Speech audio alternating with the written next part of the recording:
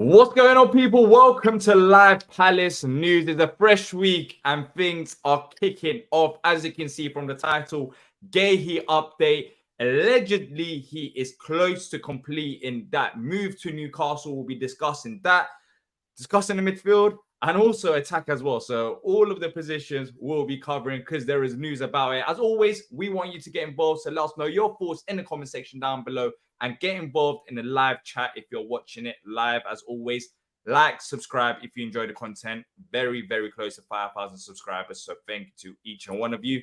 Joined by T. T, how you been, man? It feels like it's been a while. It's been a while. Where you been? I was on vacation, man. Family vacation, man. So how was that? Long. It was good. Long. It was good. Yeah. I was expecting you to say like relaxing. Nah, man. Those road trips are everything but, man. Where did you end up going? We went to a small town off of Lake Michigan. Okay. Yeah. It's nice. It's nice. Have a little getaway, of course. Yeah.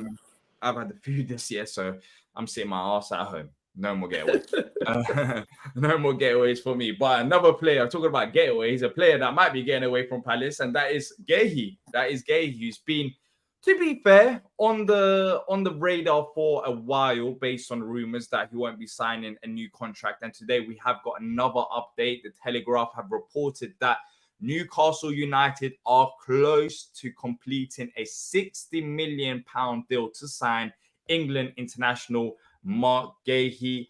Sky Sports Keith has added the following, saying that Newcastle have had one bid rejected by Crystal Palace, but they will return with a higher offer. Newcastle are the only club in the negotiation despite interest, and there is confidence a deal can be complete quickly. T, it seems like it's happening.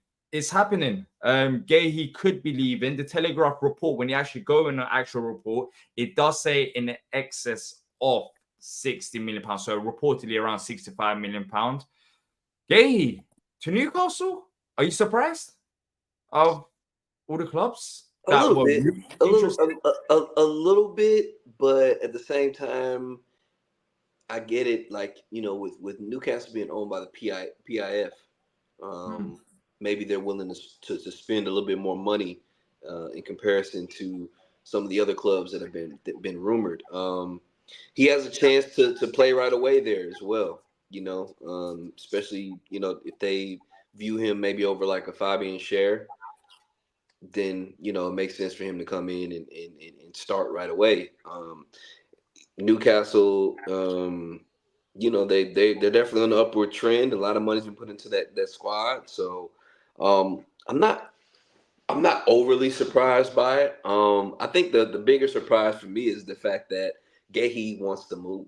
But is it that Guehi wants to move, or is it that Guehi wants to move to Newcastle? And I mean that with all due respect, because Newcastle are a bigger club than Palace. But with Guehi being one of the most standout players in the Euros, it's the fact that he's so desperate for a move. I think that's the word to use. It seems like he's desperate for a move based on the fact that he's saying, no, I'm not going to sign a new deal. And if it means that I'm joining Newcastle, I'd rather join Newcastle than stay at Palace. Is that surprising due to the potential that he's got? Yeah, I mean, like I said, I think that's a little bit surprising to me. I mean, but at the same time, you know, Mark is a very simple, mild-mannered, uncomplicated guy. So maybe going someplace like a Newcastle isn't the worst thing for him, you know. So I guess maybe it can fit him in some ways. But like I said, I mean, part of me is still a little bit surprised that he's okay or wants that move in particular. But you know, it is what it is.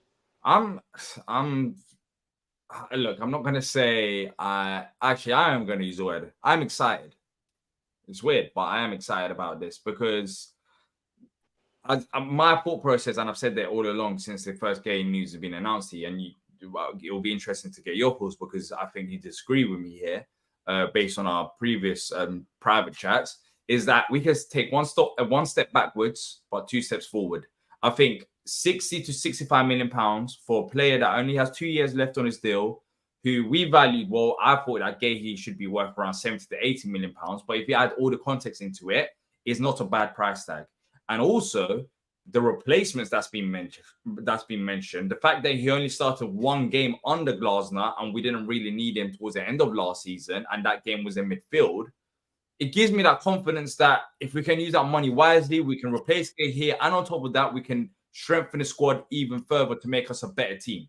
That's my thought process behind this. And that is the reason why I am excited, because I want it to get done sooner rather than later. And then as soon as it's done, I want us to be serious and go after all the players that we want. The replacements, which we'll mention and we'll talk about, they're not bad. I have no problem with any of the replacements. I think the replacements can come and do a good enough job. We didn't even see Guehi on the Glasner, and we were doing fine. I'm not saying that, Guehi's a bad defender. No, he's still our best defender at football club. But what I'm saying is, we can still advance and progress as a football club if we reinvest that money wisely, which I think we will do. Yeah, I agree with you, D, in the fact that this move, I think overall probably affects us a lot less than say in its nature than say the loss of a Michael Olise.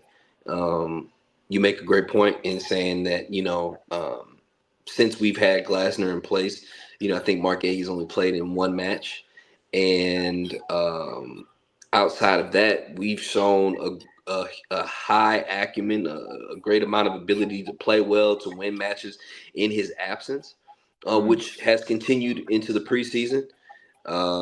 So, I mean, I'm not stressed to lose Marc at this point. As much as I love him and appreciate him, I'm not as stressed to lose him because, obviously we've shown our ability to do well in his absence.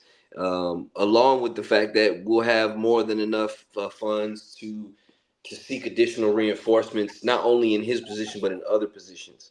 And honestly, I agree with you also in saying that if we get to that 65 million range and up, I'm really fine with the move. Along with the fact that I just wanted to get done sooner than later, because we're at a point right now where we're a little bit more than 3 weeks away from the close of the window. So the sooner it happens, the more time we have to make those correct moves.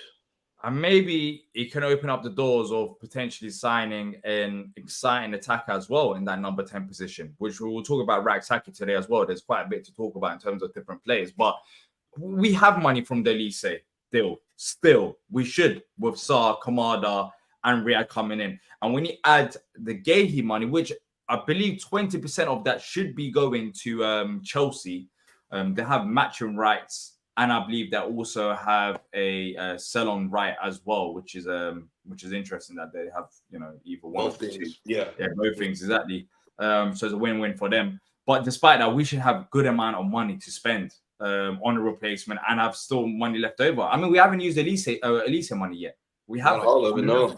Exactly. So I mean, we can build a deeper squad, as Kevin said, and as others are saying.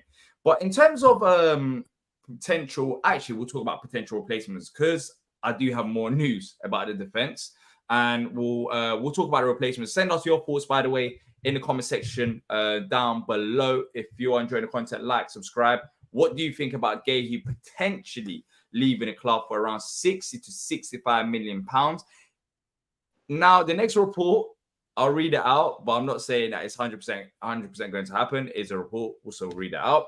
But according to Offside Sport, not the most reliable source, Liverpool are monitoring Joachim Andersen as a potential signing this summer. Quickly, we can't lose Joachim Andersen as well, right? I think losing one of Guehi or Andersen is good enough, but surely we can't lose Guehi and Andersen in the same window, because that's when things get a bit more sticky and you lose that momentum and players that we know that can play in this squad. Yeah, I'd be surprised to lose both of them. I think the Liverpool rumor probably comes and is more extended to the fact that maybe Guehi as a target is out of their range as far as what they have to pay to get him. So I guess a natural alternative would be maybe a Joachim Andersen, who can probably be had for that 30 million-ish, 40 million-ish mark. So maybe that could be the reason why. But yeah, I highly doubt we would see us lose both guys in the same window. I think that sets us back a little bit too far. Yeah. And I mean, if we were to lose them both, then I think maybe questions can be asked then. But for now, it doesn't seem like the case. Now let's talk about the replacements, because there has been one player that's been mentioned, but we know a few others, and I think it'll be a good topic to talk about now. And also when it does happen, if it does happen, of course, we'll react to the Marc Guehi deal as soon as possible. According to the Telegraph, it could be complete this week. So that's how confident they seem over in Newcastle in terms of completing this deal. And for us, for our sake, that would be better to get it done sooner rather than later. So if it is going to be done, let it be done this week, and that will help us. But let's quickly talk about the defender replacements. And there's been a lot of names mentioned. But LaCroix is the one that hasn't disappeared. He's been mentioned once again.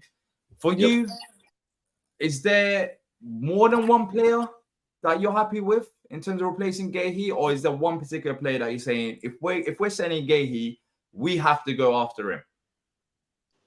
I think LaCroix is probably at the top of that list as far as who you go get. I think my second will probably be like a Trevor Chalobah, who apparently is on the outside with Chelsea. And then you've heard the connections to guys like Somalia Koulibaly and Araujo at Benfica, but I'm not sure, how those shake out or the level of acumen for those players to the Premier League. But I guess the two, for me would be LaCroix or Trevor Chalobah right now. And then when we're talking about LaCroix, we're talking around a fee of reportedly around £25 million. Which is actually more than I thought it was going to be, because he's in his contract year. Yeah, maybe we can get a better deal out of him. Maybe now that we're August, that's what I would expect. Yeah, and he's not signing a new deal, then maybe that fee could be lower. So that's what I'm saying. Like, LaCroix for me is a more than capable enough defender to replace Guehi. He's a defender that has worked under Glasner before, so it'll be another Glasner reunion. And on top of that, he should be coming to us for a decent fee if we were seriously interested in him. And that would be the same with Chalobah. I think Chalobah, it might stretch out a bit longer because Chelsea might try to play a bit tight, but I think Chelsea kind of messed up the whole situation by not sending him out on pre-season. It seems like they're more, desperate to sell him. So we're not going to be hopefully going exactly to the needs of Chelsea, and maybe a deal could be negotiated. But with LaCroix, he's only 24 years old. And for me, that would be my replacement for now. And look, over the years, he's been linked with Arsenal and many other big clubs. It feels like he's been around for ages. He's got vast experience. So that for me is a replacement. And that replacement for me is good enough. Yep. Why? For me, I'm not worried as much about the players. Of course, you want to have a player that has high potential, that's got talent. But for me, Glasner's system gives me that confidence in the first place. It's a system. It is a system that Joe Ward played at centre-back, he was fine. Lerma played at centre-back, he was fine. Klein played at centre-back, he was fine. And we'll be replacing Guehi with another quality centre-back. So we should be fine there. But LaCroix, I mean, he can develop and he could even grow further in the Premier League by playing against better competition. So that's it for me. That's it for me in terms of the replacement. And let's see exactly who we go for. Of course, we'll talk about it more if it does happen. Michael saying LaCroix won't be that much. 1 year left and he's not signing another deal. So hopefully it won't be. Just to, as they saying, 35 million for Chalobah though. They're saying 35 million pounds. They're not, look, Chelsea are not going to say, unless they're dumb, oh, we want 25 million pounds. You're going to put a high price tag. But then, like you said, they kind of shot themselves in the foot by having him be in the shop window and understand that he's not going to be there. So that I think that does affect what they'll end up getting for him in return. Yeah, exactly. So both players, I think, fits into exactly what we want. I'm not as worried about that. By the way, if you have any questions, put a Q in the dot before them. We'll pin them and answer them towards the end of the show. There's more news to go through. So let's go through the other bit of news. Also, Mateta scored his second goal today in Olympics. That's not looking like a purple patch, T. He just scoring goals for fun now. It's getting scary. Yeah, I think a big part of it is just a consistent run of matches for him. He was just needing a little bit more consistency, and you know, style of play change might have been a really big thing for him playing with Oliver Glasner. He's playing in a different way, in a different role. He's playing with a manager that has a lot of experience with playing with strikers from the Bundesliga. So he's obviously done really well with that. And then, of course, right now playing with France, he's playing with some really, really high quality players around him too. So I think it's great for him, man, for real. And says a lot. Only if we had Elise one more year. I think it was another Elise system. Another Elise system. Then we were guaranteed European football. We were guaranteed European. That would have been it if we had. Yeah, I think at this point, him and Elise have pretty much guaranteed that they'll be in the team of the tournament for sure. You know how we spoke about Mateta being rumored to go Aston Villa, and I don't know if it was with you, but I've mentioned it here in terms of it might be in a solo stream. I mentioned it here saying even if we got 40 to 50 million pound, which the reports don't indicate that, but people were talking on Twitter anyways about how much is Mateta worth. Do we accept the 40, 50 million pound bid? Do you think it would make sense at this point to even accept the bid at that level, considering the striker market and how it's been performing right now? Look, here's the thing.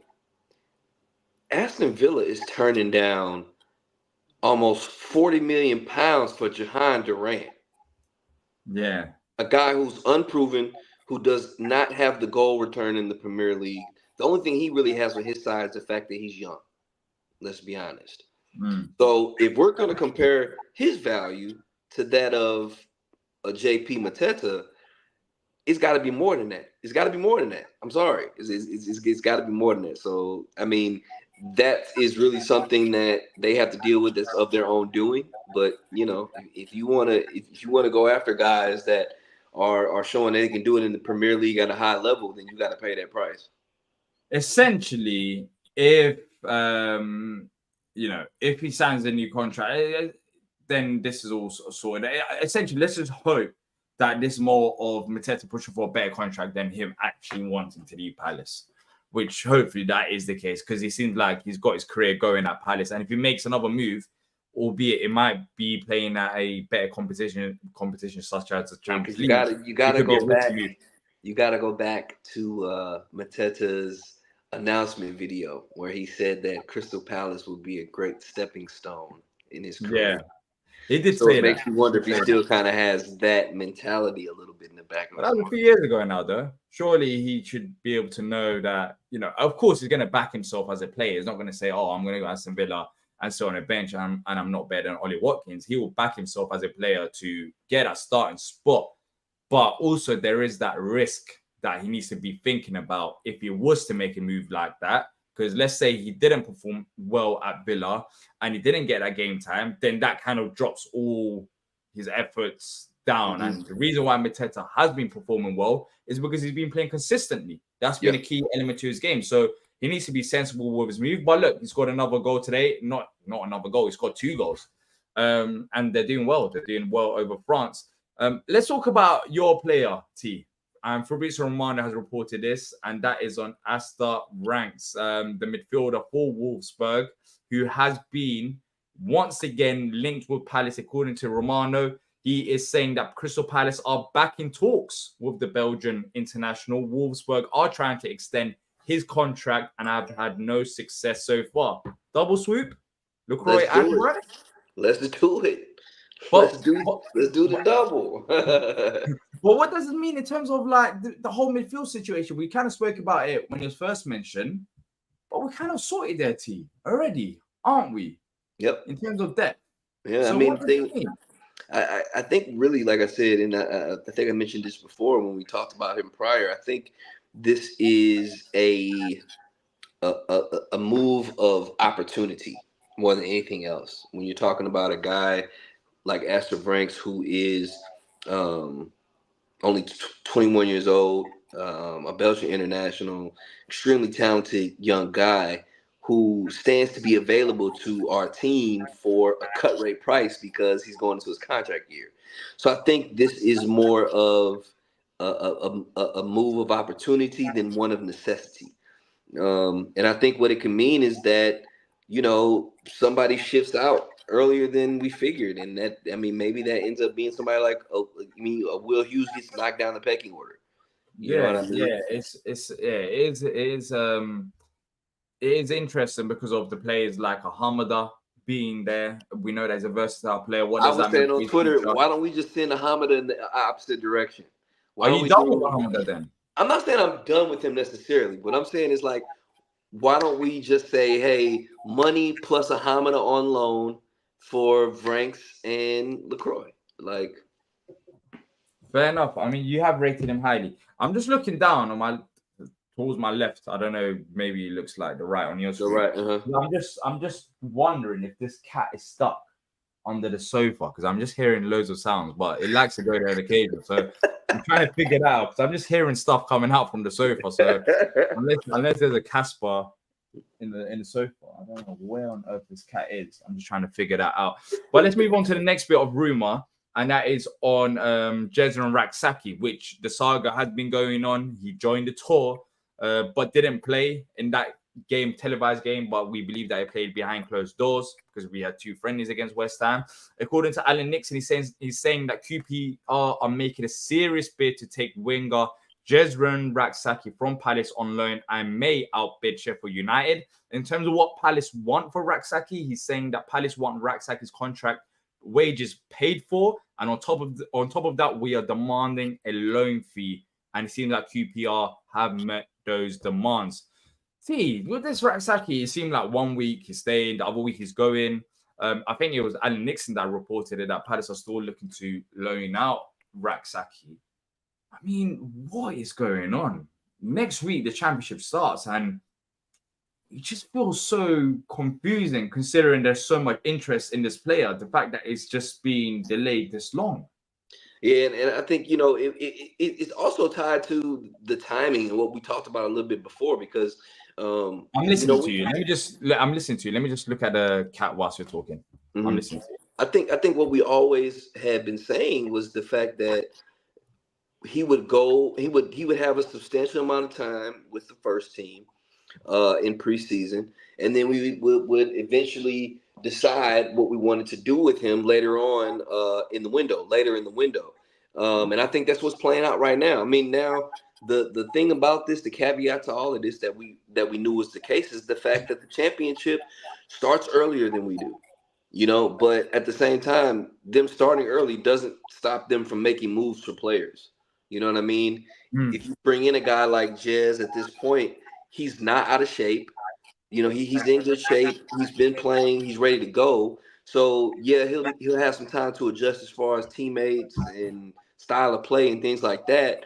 But you would hope that being a young guy, he'll be able to really just get in there and get going.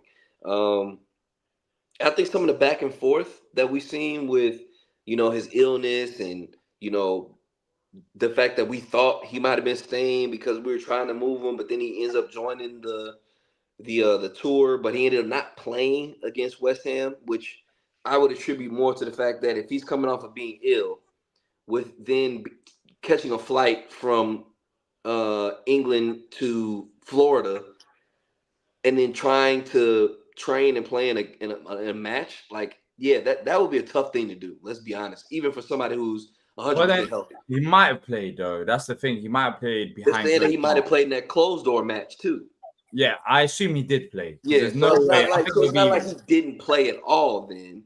So I think it's going to be a good thing for him, man. I think it's just going to be good for him to go out and get that loan move, play a lot, and rather than playing a bit part role. Like, I'm not mad at the move at all. So and this should mean now that if he's going out on loan, that we are getting another number 10. I think we ideally should be doing that. It could be. I mean, or you're not moving Schlupp, you're not moving IU, and you're counting on França coming back healthy, and you're just going to ride with Kamada and Sarr. Yeah. I mean, let's actually see what happens, because by the day, it seems like it changes. One day he might be staying at Palace, the next day he might be leaving. You'd be thinking that we're talking about 27-year-old pro player. That's like Talking about the way we're talking about Will. Exactly. We're talking about a player that's still, been part of the first team setup, but he hasn't had that many first team appearances. But it's just been a headache trying to figure out what exactly is going to be happening with him. I do like the QPR move for him, though. Why? Well, there's a few things, and I think I see why QPR is kind of like in the lead now.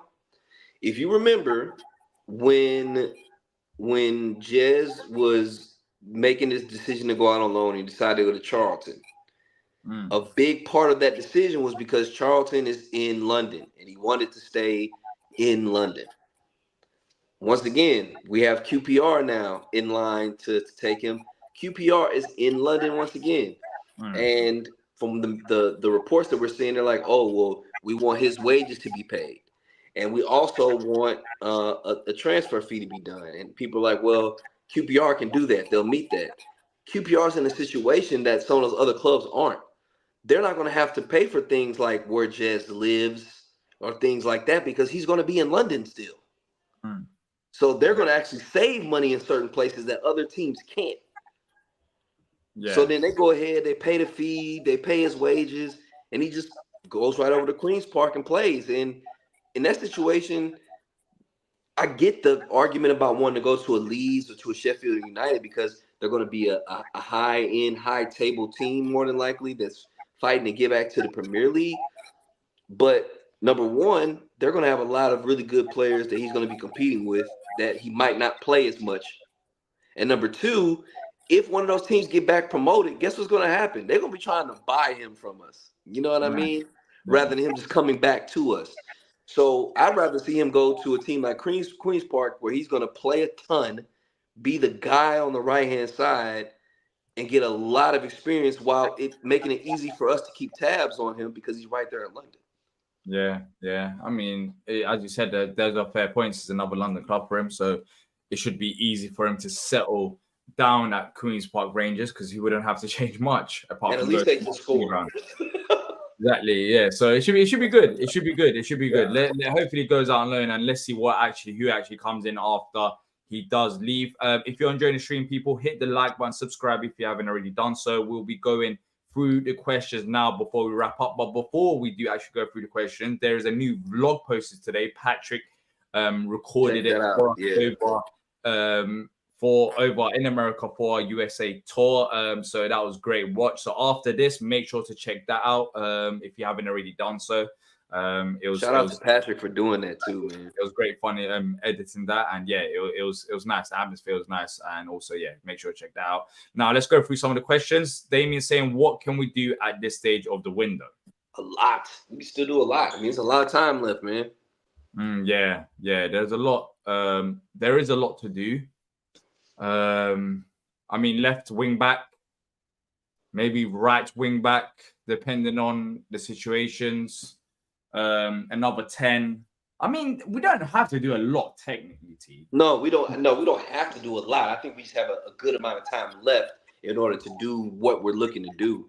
I mean, I see even now, with the impending Guehi move. You're possibly trying to bring in another central defender, but then I still think the main focus needs to be the wingback position. I mean, if Franco Ume is coming along the way that they're saying he is, and he's going to be ties back up on the left, and I think right wingback takes a big priority going forward and making sure we get somebody in there. And it sounds like we're going to be keeping Edouard possibly, so striker becomes less of a priority. But with all this money, so what do we do with all this money then?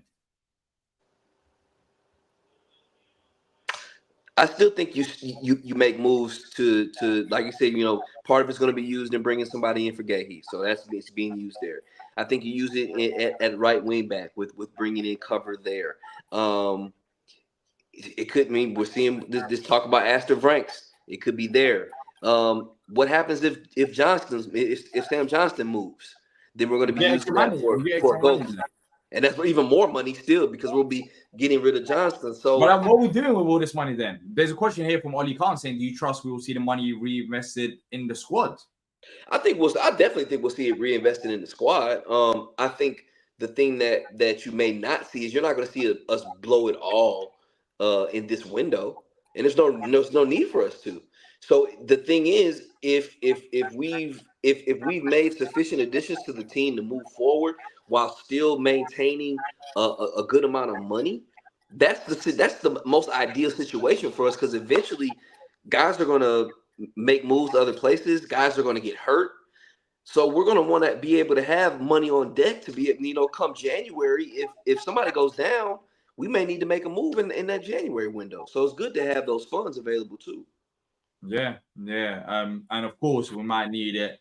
Saying that, if Eze was to leave, I mean, we should get money there, should be able to replace him like that. But maybe potentially it could go towards. I'm not saying it will, but newsstands. Of course, there's a lot of money being spent there, so maybe a bit of the money could go towards there. But as long as we sort out the position that we need, which we don't need a lot, then I'm fine with it. I don't really care where the rest of that money goes, because that profit, even if it was to go into newsstand. And we did sort out left wing back and the right wing back position and number 10 position, and that's fine. Like, that money is better to be spent, bringing the cost down of the new stand. As we saw with the academy, for example, Wan-Bissaka funded that new academy, and that's going to come good for us. So if some of these players fund for the new stand, and then we get that sorted, and then maybe we can look at other projects to improve the revenue of the club, then that could also be good as well. But as long as we sort our positions and on the field with the depth, that's the most important thing. That's the most important, and I think we will do both of those things. Just to Eze saying, do you think Riyad, Andersen, and Richards is the starting back three versus Brentford? Yes, because I expect Guehi to be gone by then, and I don't know who else it could be if it ain't them three. It'd be two out of those three plus whoever we bring in to after Guehi leaves. So two out of those three plus like a Maxence Lacroix. I don't know. Yeah, exactly. And but just yeah, quickly, as things stand, yeah. About the striker market as well, and this is why it's so important about Mateta when we talk about him. Look, West Ham have just spent £30 million on a 31-year-old. Like, the striker market is really bad. What it's are we really bad right now. talking about, man? Like, yeah, it is crazy. It's crazy. Let's see if he becomes good. Of course, there is a lot of hype around him, but it's just it's wild. 30 million for a 31-year-old. Like, wow. It's crazy. It's crazy. K Chambers saying, how long are we really keeping Eze for a year?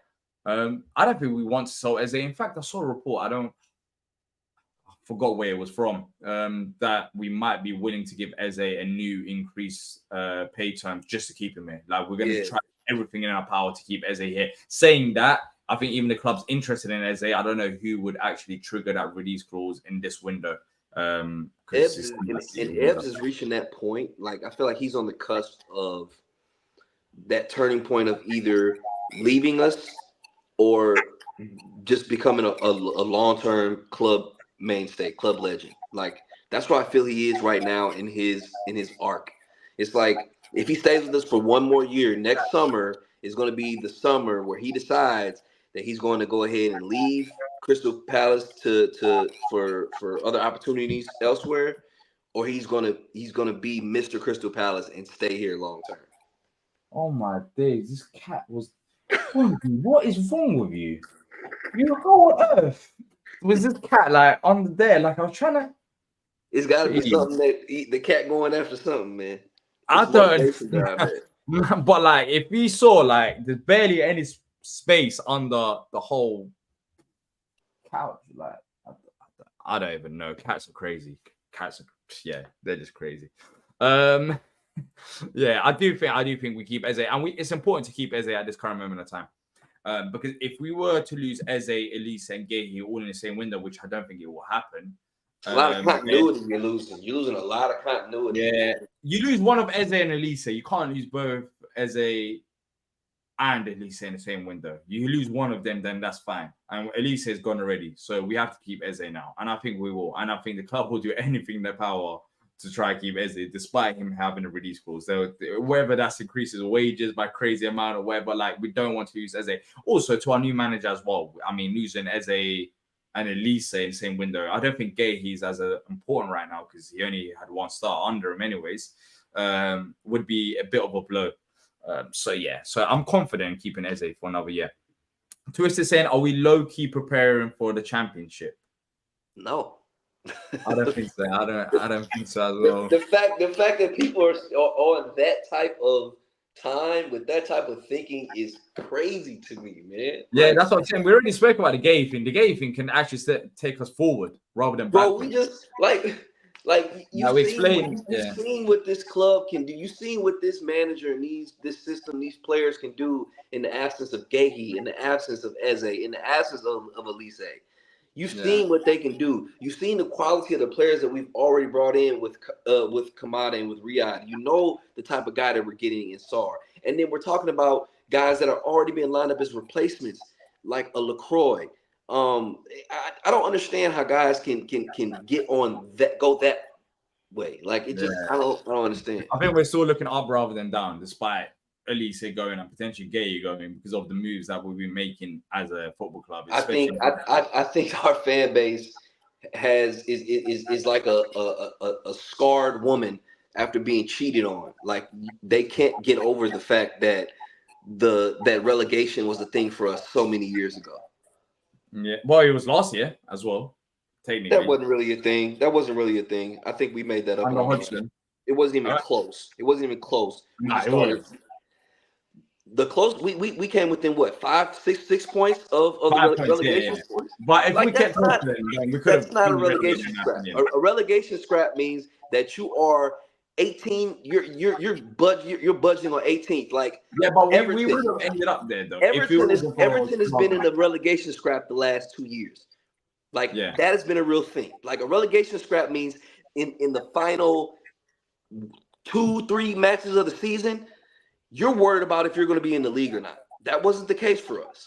I think, but we were worried though. Some people weren't worried about getting relegated. When we were 5 points off, we still had over 10 matches left in the season. Yeah, but then look at the injuries that we had, etc. It does not matter. That does not matter. It does not matter. It does not matter. We never touched that point of actually being worried. That was our own worry. That was our own. That was the Crystal Palace nerves that made people scared, bro. We weren't even that close. 10 matches out, and the lowest we got was 5 points. No, man, we weren't even that close. Like you're talking about teams that literally were in 18th place and trying to get 1 point out of 18th to get to 17th. That's a relegation fight. Yeah, that's a true relegation scrap. I hear where you're coming from. And we'll move on to the other questions. But I do think if we continued heading in the right direction without any changes, then we could have got relegated. Because it was that toxic, it was that negative, and it was so dull watching Palace play. So, yes, we were always going to make changes because there's no way we were going to keep Hodgson with that form. But I was, getting worried about potential relegation with 5 points being above. And also at the time, Luton seemed like they might be playing well, etc. And we went on a very nice form. If you think about it, now see that Luton nice form thing, Patrick put away all of that long time ago when we were going through that process because Luton literally had to win. I think he said like 4 of their last 9 matches, and they hadn't won 3 matches in the past 20, even when they were playing better. Like that's what I'm saying, man. Like you have to understand the type of catastrophic downfall we would have to really be in relegation, in a relegation situation. I don't know. Get involved in the chat. Let us know what you think, but we'll be moving on to the next questions. Pete saying, any news on the away team dressing rooms currently under constructions in the homes though? No news as far as I'm aware. I don't think Palace will release specific details about, The only thing I've seen was that they talked about clearing out that area beneath that stand and like redoing it to move the. Let's see. Animal saying, do you think we're so obsessed with the celebrity players that we forget that a good team can be disrupted by people wanting to leave or ego, etc.? I don't really understand that. Do you think that we're so obsessed with the celebrity of player? Yeah, I think I get what Animal's saying. I think basically he's saying that like naturally these guys are athletes. They want to play at the highest level. They want to, and the minute that they're doing well, they want to go somewhere better because of the celebrity that is playing for Man City, that is playing for Bayern, being on the world stage. So I think that's kind of what he means. I mean, Animal, if you want to maybe explain a little bit more what you mean. Yeah, yeah. Ollie's saying if Eze, Elise, and Gehi go, does Glasner walk? No, I I say don't. no because we're bringing in people. Not only are we bringing in players after those guys move or make moves, but we're also bringing in guys that he wants. Exactly. Yeah, I think yeah, the issue that he had at Eintracht Frankfurt before he left. I remember watching the video of him in the press conference. The problem that he was having was the fact that they were losing guys, but they weren't replacing them, and it was a fight with their front office to bring in good replacements and spend some money. yeah, yeah. I mean, yeah, I'm not worried about Glasner walking, because we are signing players. If we weren't signing anyone and just keeping the money in the back of our pockets, then yeah, maybe. But that's not a thing right now. I wouldn't be worried about that. Damien's saying, do we need to look at Walton replacement? De Bruyne leaving City next season.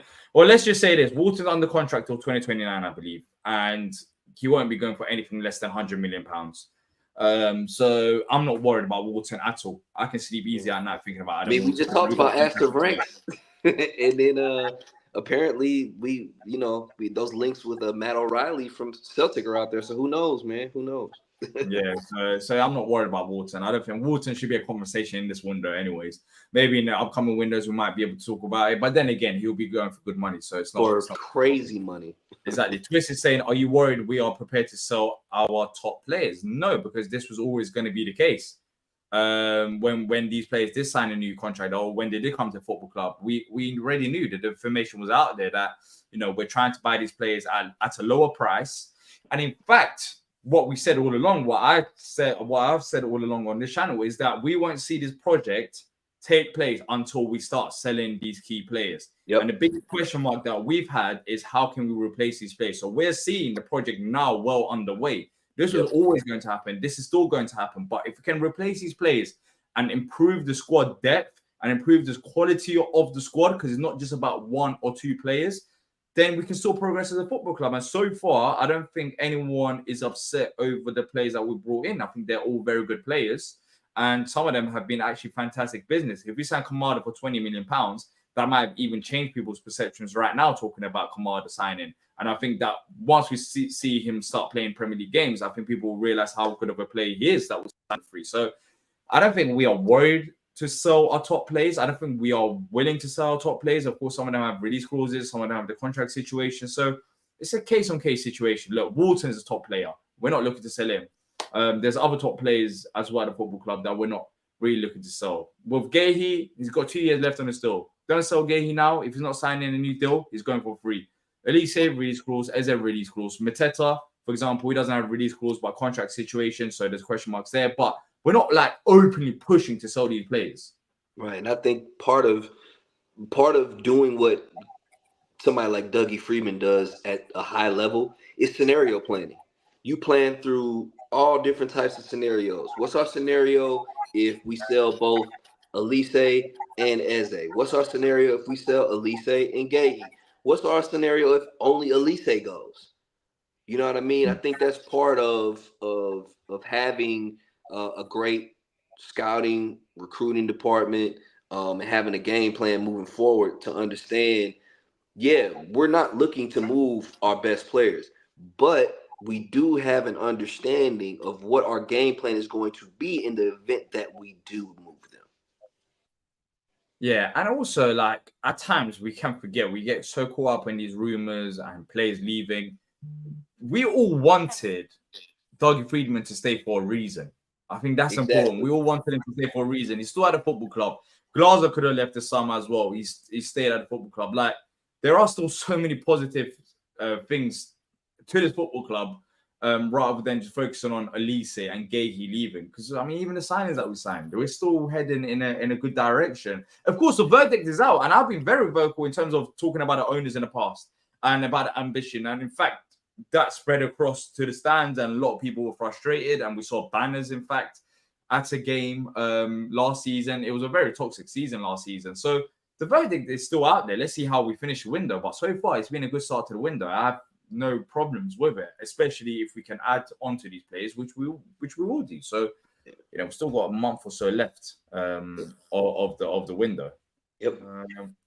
Let me go through more comments before we wrap up. If you have any questions, put a Q&A dot before it. David's saying, do you think we've lacked ambition in the transfer market so far, T? I don't think so.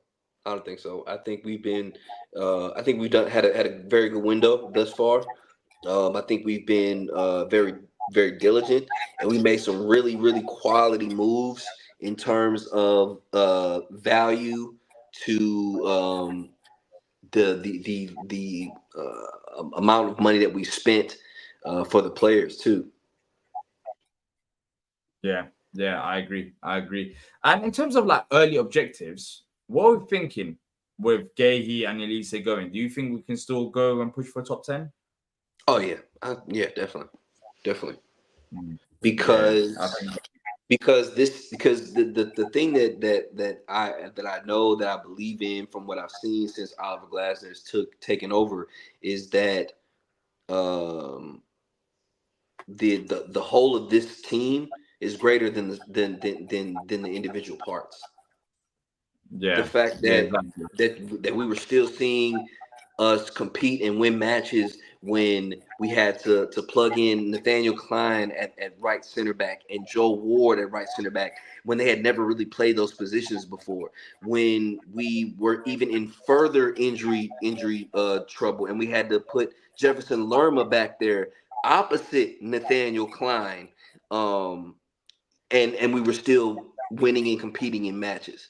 The fact that, we've seen so far in preseason that without the likes of Eze and Mateta and Elise out there, we're playing against Premier League quality opponents with their top guys out there, and we're dominating them. The manager can make these players look better than they are as well. Like, I think the biggest thing is Glasner, Doug Friedman still being at the football club. Yep. And then we're still looking to improve the squad. So yeah, I'm not really worried about the relegation talk so far. But by the way, people, if you are enjoying the stream, there's over 150 of you here. If you can hit the like button, helps the algorithm out massively. And subscribe if you haven't already done so. I'm sure there are a few of you that haven't. And if you do want to see more Palace content as the season's approaching, we've got loads of content on the way, loads of content already out, watch-alongs, vlogs, and more. Make sure to hit the subscribe button and like as we approach 5,000 subscribers, which is going to be massive for us as well. So yeah, we're less than 40 away. So thanks to every single one of you that's done that. Let's see any other questions. If not, we'll wrap up because I'm pretty sure there'll be more updates tomorrow, which we'll talk about. Yeah, I think that's it. For tonight. If you have enjoyed the content, as I've said, people, if you can drop a like, that would be much appreciated, and subscribe if you haven't already done so. Thank you to T. Thank you to every single one of you that's joined us. If there's no questions answered, or if you miss your comments as the video ends, make sure to drop them in the comment section down below. And also, as we're wrapping up now, click on the pinned comment. Go and watch the vlog. It was great fun. Patrick, of course, going to the game against Wolves, open training session as well. Meeting the players, so make sure to check out that vlog if you haven't already done so. That's it from me and T, and until next time, up the Palace. Up the Palace.